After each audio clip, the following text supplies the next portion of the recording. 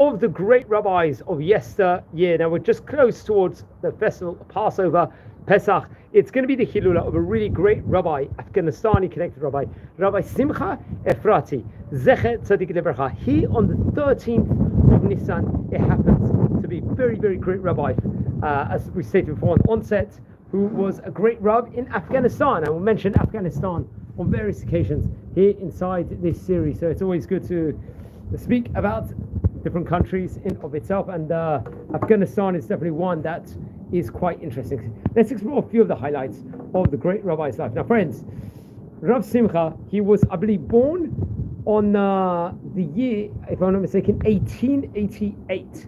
He was born. He'd go on to become a great rabbi, a Sוחט, a Bodek, inspector, a Darshan, and the author of the Or Simcha, great book that actually came out in Afghanistan itself. So he was born, naturally, 1888, I believe was a Hebrew year, Taf Reish Mem Chet, if I'm not mistaken, and born in, I believe, in the area called, I think it was called Rat in Afghanistan, respectively. Now he came from great auspices. His father's name was Rab Ephraim ben Yosef Chaim, and his mother's name was Rivka. And if I'm not mistaken, from the family of the Bat Shimon, if I'm not mistaken, her father's name happened to be. So very, very greatness in of itself. And we've actually spoken about many rabbis in Afghanistan. I believe we've spoken about him on various occasions. He also had a sister of the name Bat Sheva, it's reported over. And that's another extra tidbit to know. Now he would study with his grandfather, another famous rabbi, Rabbi Yosef Chaim, and also with a famous rabbi, Rabbi Matityahu Gorgi, another great rabbi we actually did a few videos on not so long ago, I think only several months back, if I'm not mistaken. He would get married. His wife's name will be Rabbanit Zilpa. She was the daughter of Rabbi Yoav Kohen, and they would have reported over 6 children, including Ephraim Chai, Shimon, and I think very interesting, Eliyahu and Sason, if I'm not mistaken, and more children also, but I'm not too sure what their names actually was in of itself. Now it's interesting. He would actually work in the fabrics business, Badim, in of itself. This was the Abu Dhabi. Many of the great rabbis in those days would actually couple their rabbinic studies and their teachings and their sermons within regards to a parnasa over there. So that he was very much dealing with that, and we've spoken about other rabbis that were in the fabrics business on various occasions before. And another thing you could say, he was also doing construction work. That was another one thing. And he was engaged in the shechita business, slaughtering, inspecting, bodek also. And I think he was giving ordinations also to this, if I'm not mistaken. He would deliver grandiose Torah sermons where he would speak extensively within regards to the praises, how there was a wave of immigration to the land of Israel during these time periods in of itself. And I think the local rabbi was Rab Asher Gorgi.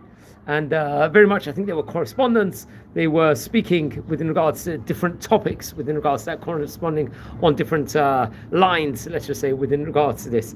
And they would speak also within regards to the great Rabbi Matityahu Gorgi, also on various topics. They would have like robust debates also, and have different opinions on these different important matters. But it was a very, very great community over there. Now eventually he would emigrate to the land of Israel, and he would settle in the area of Ma'abar, and then eventually he would end up in Jerusalem. I believe he would live in the Kataman neighborhood over there. And very interesting, I think the name of the street was a famous street over there. Remember, we visited on this channel on various occasions, Kataman. It was in the road called Rashbag he would live in over there, and he would work within regards to, I think, various different undertakings he would take along while he was there. I think he would engage in the same sort of business within regards to fabrics and in the rabbinate itself, respectively. He would continue delivering grandiose Torah sermons also, and he would write down many of his great Torah thoughts. And I think eventually his book, the Or Simcha, would get published and would get various approvals from great rabbis of that stage in time, I think, including Rabbi Issa Yehuda Unterman and Rabbi Yitzchak Nissim, who was a Rishon LeZion, a chief rabbi, and Chacham Ovadia Yosef, the great rabbi. He was a chief rabbi between the years 1973 to 1983. Rabbi Zalman Shazar, and Rabbi Yan, and also he was, there would be a woman of the name Rabbanit Rachel Yanat Ben Tzvi, if I'm not mistaken. That would also have a connection to the book, if I'm not mistaken. I think his book will be published later on in Jerusalem in a second edition form. And then later on, I think he passed away in the year 1973, to be precise, on April the 15th. And he was, so that was interesting. And he would eventually be buried in, I think, Har HaZeitim was a place of his burial, if I'm not mistaken. Har HaZeitim is a burial spot where many people in Jerusalem were buried, as we've mentioned about on various occasions before on this series. And yes, that's actually interesting. Many of the, I think maybe in the rabbinic plot, I'll have to definitely double check on that. So he was a great rabbi of his time. He was author. He was one of the great rabbis from Afghanistan.